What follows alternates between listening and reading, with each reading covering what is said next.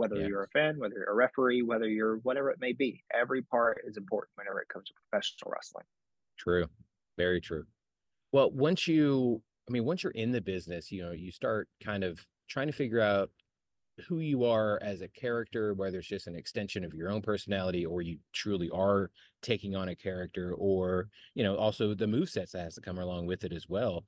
When you started getting into it, who were some people that you kind of maybe took this and that when it came to move sets or character or, all of the above? Yeah, so for me, obviously my early influences were like high flyers, right? Yeah. So it was like your Rey Mysterios, your Jeff Hardys, which is so funny because that's not how I wrestle whatsoever now. But it's just, it's what it is. So it's like whenever I was younger, I was definitely trying to do a lot more like high flying maneuvers and things of that sort. But, over the years, like your wrestling genre kind of changes of what you enjoy and Hmm. what you intake. And how I wrestled whenever I first started compared to now is just so different. Like now, I watch a lot of classic wrestling, and Uh, with that, I watch a lot of like also like British wrestling as well. Like I'm very influenced by that. So, um, I've just taken from like a lot of the greats from like those time periods. Like I literally this morning I was watching like a Harley race match.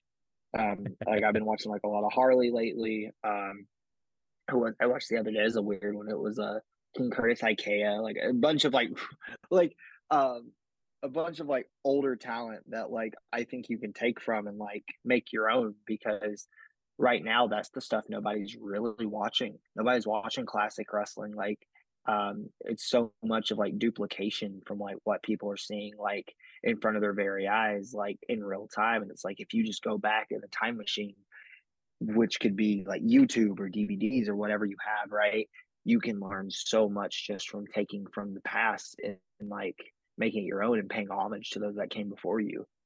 yeah, without a doubt. Yeah, I mean, like you said, there's so many, carbon copies of, this person, that person, whether it be in men's wrestling, women's wrestling, or, anywhere in between, that no one, like you said, how many people are really going back and watching even Ray Stevens or, Nick Bockwinkel or anything like that? Like you could take promos from them, still put them into today's world. You could take move sets, and put them into today's world. And I think people, not that they're getting lazy, they just see what the crowd's really popping for, and they think that, oh, okay, that's exactly what I need to be doing. Be like, no, that's not what you need to be doing. You actually probably need to be doing the opposite of that, because you have to retrain the people to truly, it's the attention span is so short with people nowadays that you have to be able to draw it out for a while, because you got to retrain their brains on how they really need to be focusing and concentrating on pro wrestling. Oh, 100%. Because like at the end of the day, like, you said it right there, pro wrestling, wrestling is on the marquee. So you Yeah. have to find ways that like take their attention from their cell phones in the digital age now and Hmm. like have them pay attention to what's going on in the ring and the contents of what's being unraveled, right? Right. Yeah, because you're telling a story and you want people to be engaged in this story. Exactly. Yeah, like live shows, it's a little easier to not have them on their phone, but let's say they are watching, on YouTube, or even they're watching shows live. How many times you actually fully watching the show and not, like you said, checking on your phone and seeing what's happening? Exactly. And like, I mean, it's like you said, it's the attention span, right? So I think it's like recently the study was like, it was like 3 or 4 seconds, maybe. It was something like that. Yeah, which is I funny can't because remember. now we're in a world that if you see these videos online, you're like 45 seconds. Well, I don't have that kind of time. What are we doing? It's like, what? That's not that long. Which is insane. Yeah, which is insane to think about because like 45 seconds can sometimes feel like 2 minutes and you're just like, oh Yes. gosh. And like I got ADHD too. So like imagine how I feel. Like, you know what I mean? You got to strap me down to a chair. Yeah, you got to clockwork orange these people. Yeah, strap them down to a chair, hold their eyeballs open. Well, so you said that you have evolved now to where you do watch a lot more of the old wrestling, and you are watching the the Harley races and the British wrestling, which I love. that, catch as catch can chain wrestling. I think that stuff's amazing. Some people might think it's boring, but I think it's absolutely amazing because you have to be paying attention to it and seeing, okay, oh, they have him in this hold, but now they have him in this hold. Or like, I think it's I think it's a British style thing, but I know Zack Sabre Jr.'s does it more. But I think you hold this, you have somebody in a hold for 3 seconds, and then you move to another hold, then you move to another hold, and then just keep moving. Like he has people in 3 or 4 different holds at one time. Yeah.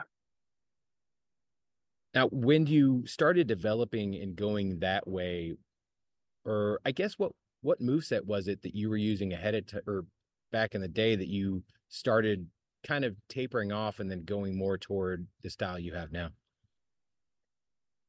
It's hard to say, right? So I think if you take from one person, it's plagiarism, but if you take from many, it's research. So Ah, that's a really, good it's phrase. it's a matter of like, I took from like a lot of my favorites, whenever I was first starting, obviously, your Jeff Hardy's, your Rey Mm-hmm. Mysterio. I was a big fan of like CM Punk as well. So like I was taking things from like CM Punk. I think like my first finisher in pro wrestling was literally the GTS. But you know, then like over time, like as like I sat down and like I got like infatuated with like the actual art of like wrestling and like technical wrestling and whatnot. Um, it was just a modge podge of like anything that I could find um and then like I got very influenced by like the mid like 2000s independence and like Ring of Honor Mm. and all those like shows and whatnot. So it was taking from like all the talents that were like there at that point, like like I said, CM Punk, Mm-hmm. Danielson, Chris Hero, which is my favorite wrestler of all time, Chris Hero. I get it. I'd say Yeah. a lot of my influence now and how I perform is based off of him, but obviously tapered off. And I feel like nowadays I take kind of something from each opponent that I wrestle, right? Oh, that's cool. Um, in a way of like, an experience and like how like I like put together a match or like how I do something in a match, right? Like Mm-hmm. for me it all I think really started to click whenever I wrestled Jonathan Gresham. That was Oh, the what was match. that like?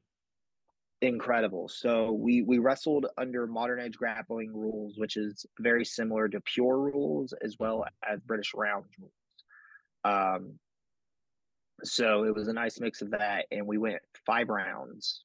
And it was a test, and at the time, he was the current, or at the time he was the Ring of Honor World Champion. So like, as you can imagine, like I was nervous as all get out, but being able to like test myself against him and then like really understand what it meant to be a true technical wrestler, like it changed the perspective for me completely, and that was it. Oh, I love that so much.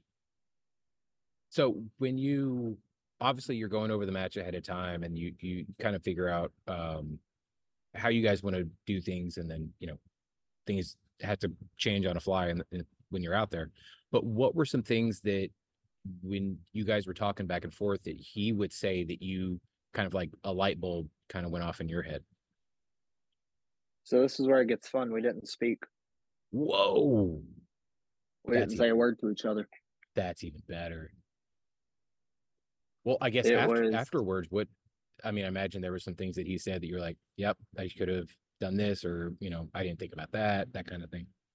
the main thing we really spoke about was just like like we you know I was just so thankful for the match, and like I thanked him for the opportunity to be able to learn from him, because like at that point like it's a learning experience, right?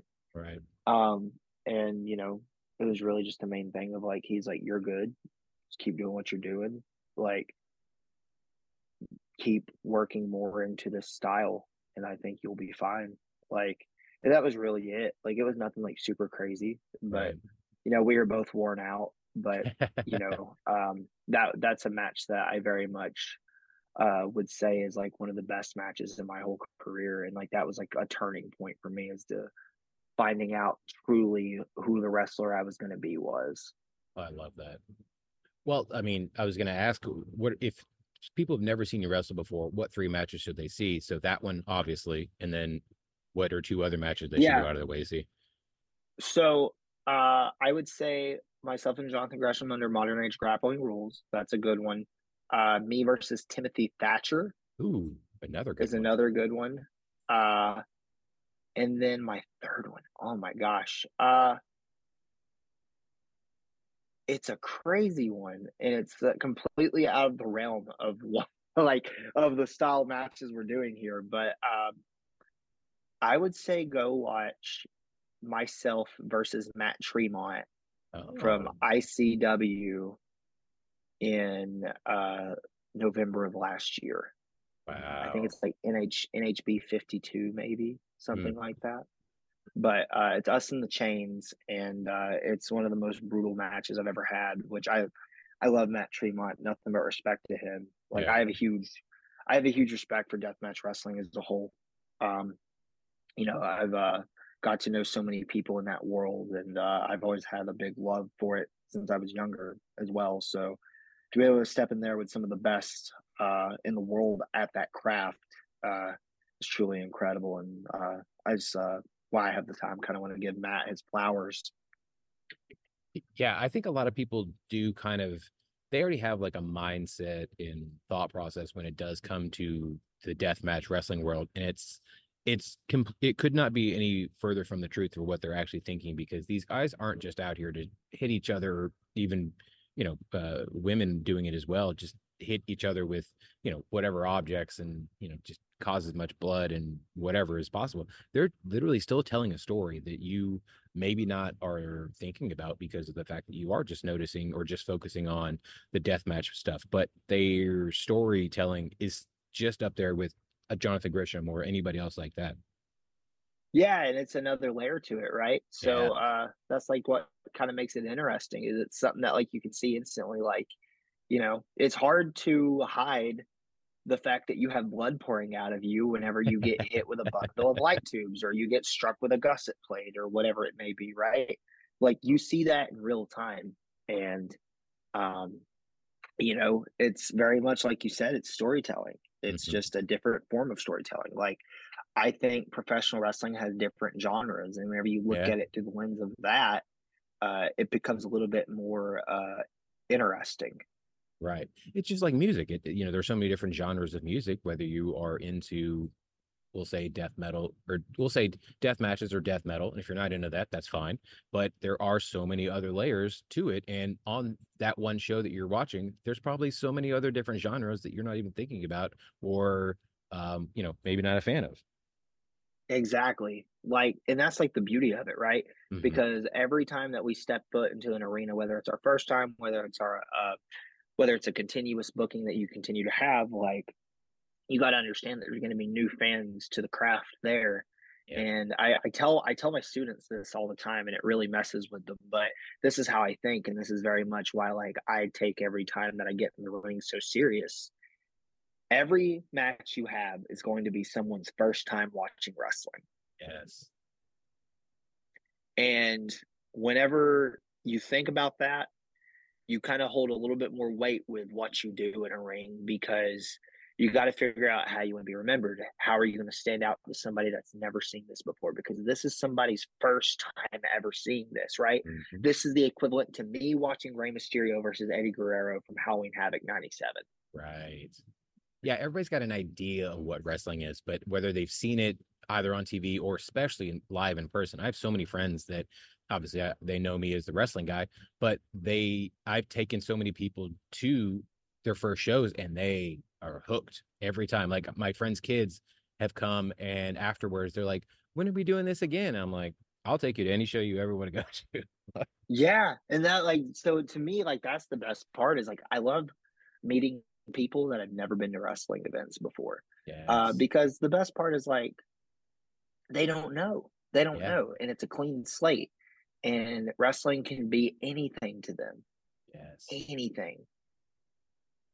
Yeah, and to me, wrestling is it should every wrestling show should be a buffet. You should have a little bit of everything for everybody, whether you think that you're not having it, but you are, and whether it be the comedy or sometimes even a death match, or women's wrestling, or catch can stuff, or just two big dudes going at it. Like you need a little bit of everything for everybody. Yeah, because I mean, at the end of the day, regardless of if it's deathmatch wrestling or whatever